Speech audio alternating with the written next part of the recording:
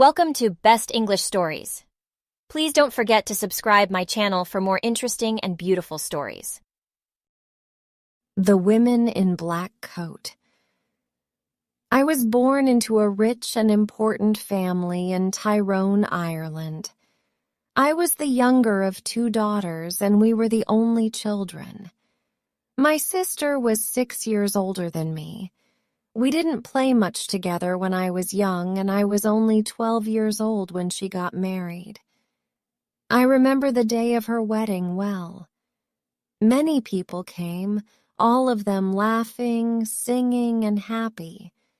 But I felt sad when my sister left with her new husband, Mr. Carew.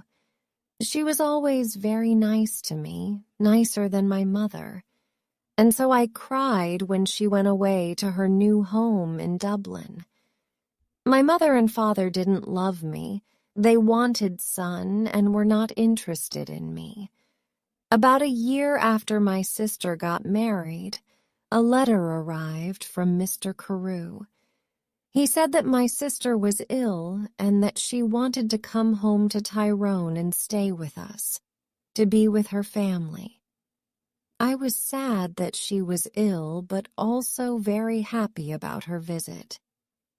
"They're leaving Dublin on Sunday," my father told me, "and they're arriving here on Tuesday evening."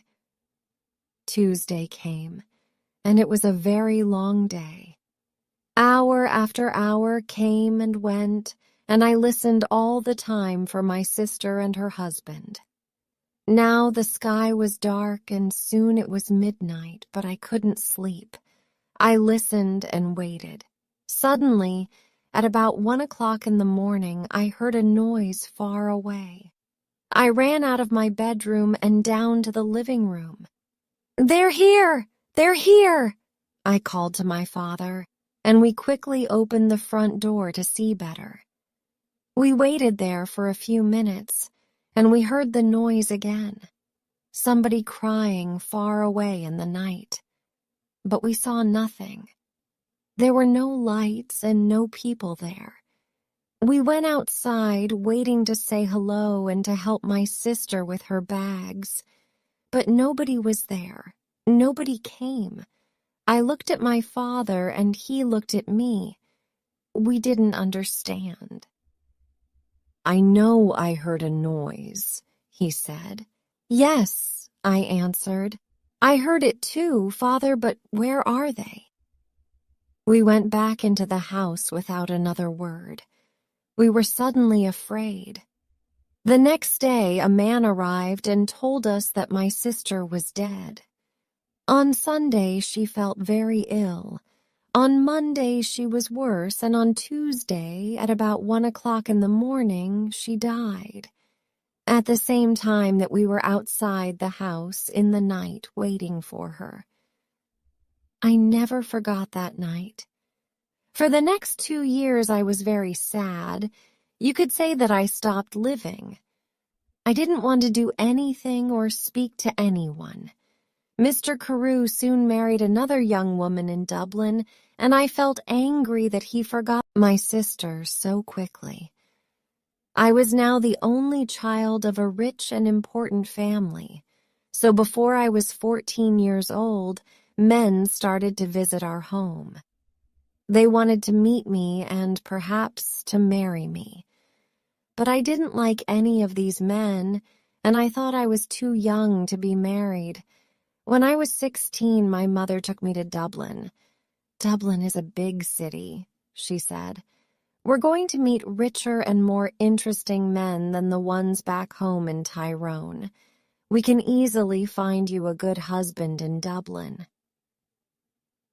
In Dublin, I began to be happier. I met a lot of friendly people and I went dancing every evening.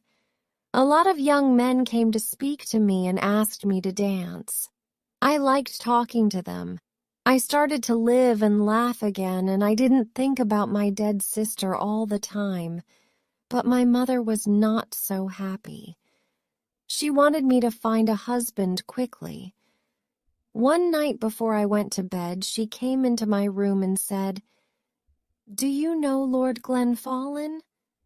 "Oh, yes," I answered. "He's that ugly old man from Caergilloch."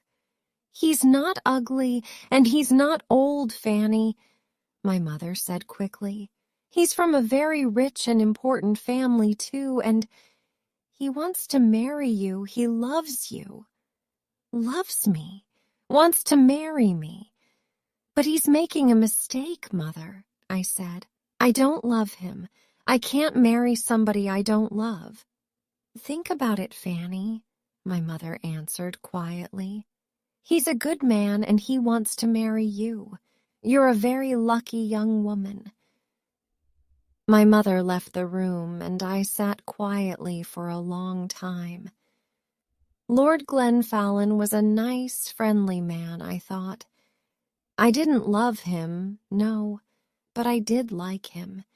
He always talked about interesting things. I never felt happy at home with my mother and father, but I always felt better when I talked to him. The next morning when I saw my mother, I said only one word. Yes. Lord Glenfallen and I got married the next spring, and 2 days after our wedding, we said goodbye to my family and left Tyrone. 3 days later, we arrived in Caergilloch, and I saw my husband's beautiful house for the first time. It was near a river, and there were many trees and flowers in the garden. Birds sang in the trees, and the sky was blue. I stood next to him and looked at it all, and I left very, very happy. "Come, my love," said my husband. "You must come in and meet Martha. She cooks and cleans and knows everything about the house." So we went into the house, and I met Martha, a friendly old woman with smiling blue eyes. She showed me around the house. Suddenly I felt excited to be there. It was a very happy place. Women sang in the kitchen, men built fires in the living room, and there were dogs and cats everywhere. "Come with me now, madam," said Martha, "and look at your bedroom. Then we can take up your bags, and you can wash before dinner." I followed her, and soon we arrived at a big brown door. "This is your room," she said, and she opened the door. I stood and looked, suddenly cold with fear. In front of me stood something big and black. I didn't know what it was. I thought it was an old coat, but without anybody inside it. I jumped back quickly, very afraid, and moved away from the door. "Is something wrong, madam?" Martha asked me. "Nothing. Perhaps it's nothing," I answered quickly. "But I thought I saw something in there. I thought I saw a big black coat there when you opened the door." Martha's face went white with fear. "What's wrong?" I asked her. Now you looked frightened. "Something bad is going to happen," she said.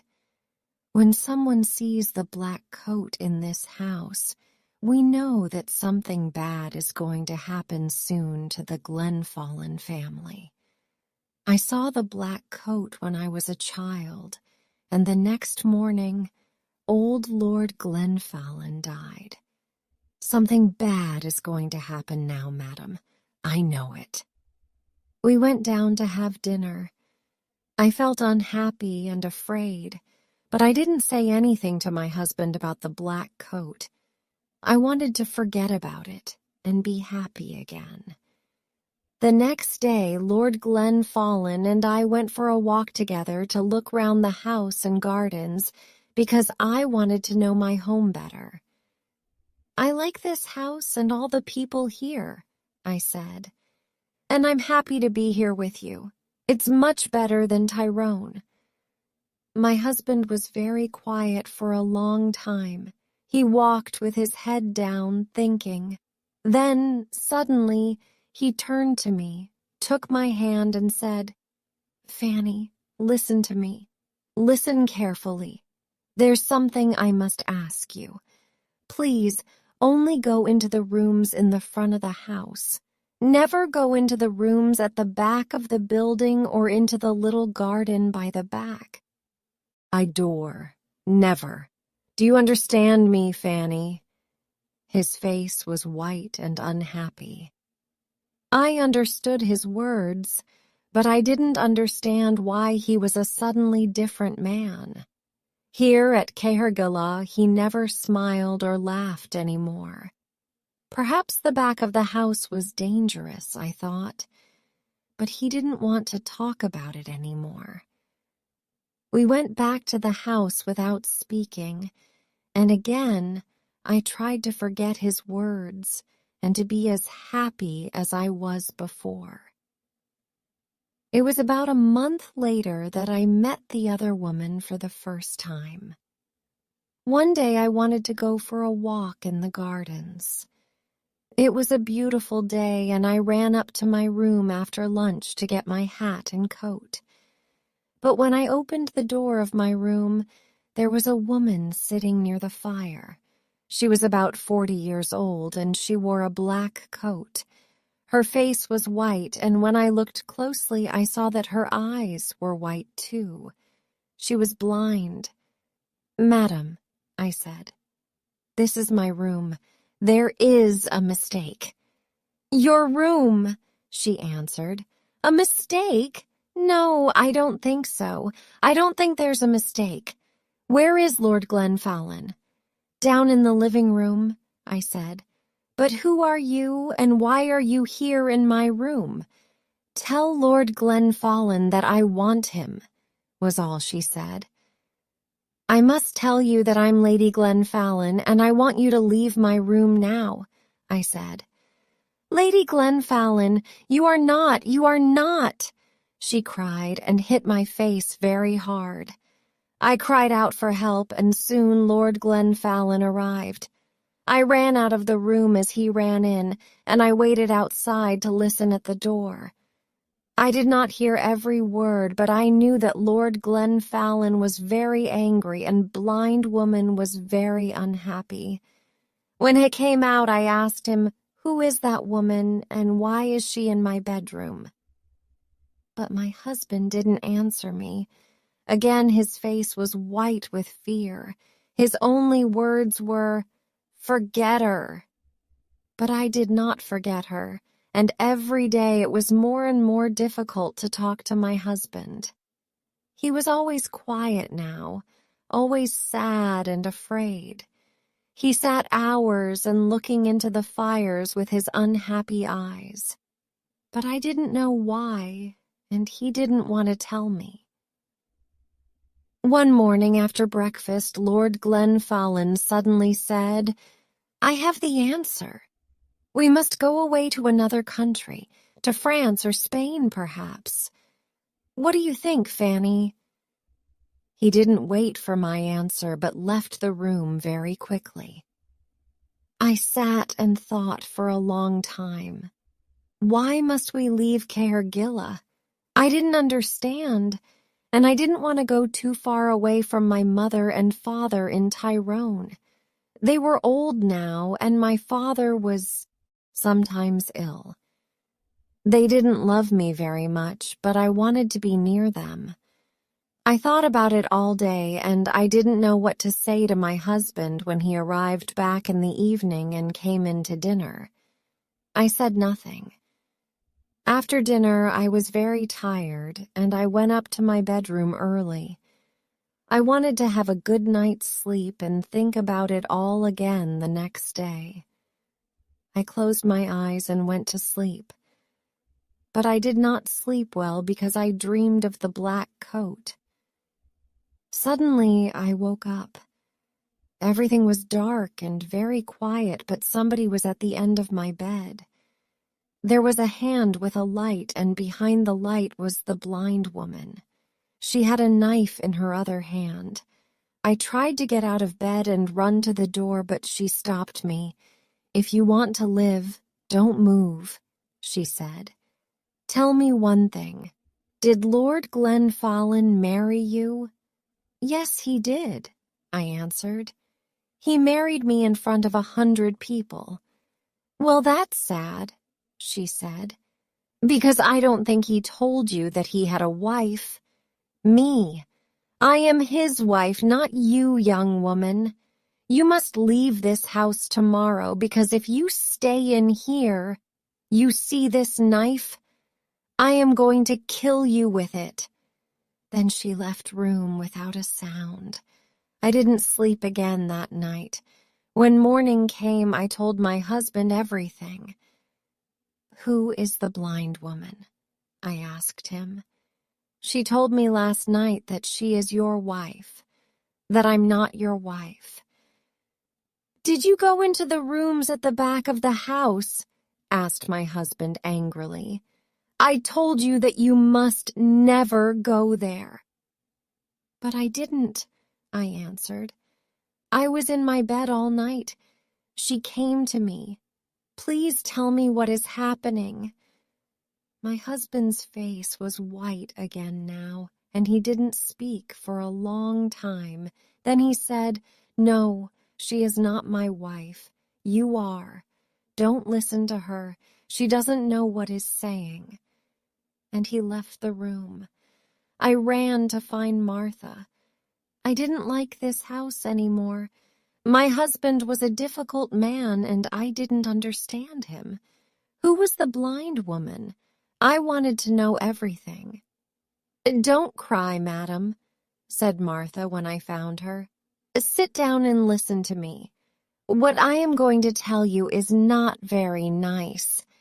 The blind woman, the woman in the black coat, is dead. You saw her ghost. She was married to your husband, and she was Lady Glenfallen. Nobody knows how she died. Her bedroom was at the back of the house. Somebody saw your husband with a knife in his hand on the night she died. But did he kill her? Nobody knows. When we found her, the knife was on the floor next to her, and her eyes. Somebody cut her eyes out after she died. Perhaps he didn't want her to see his other women. His next wife. You. I didn't wait to speak to my husband again. I left that day. I was too afraid to stay another minute at Cahergillagh. I knew that blind woman was going to come back again and kill me. I said goodbye to Martha, took my bags, and told my driver to take me back to Tyrone. I am happy living here with my mother and father now. The house is quiet. I sleep well each night, and they are friendlier to me than they were before. Sometimes my dead sister visits me at night, but I am never afraid. She tells me that the blind woman is trying to find me at Cahergillagh and that she wants to kill me. She is jealous of me, but she can never find me there. She must wait for the next Lady Glenfallen, the end.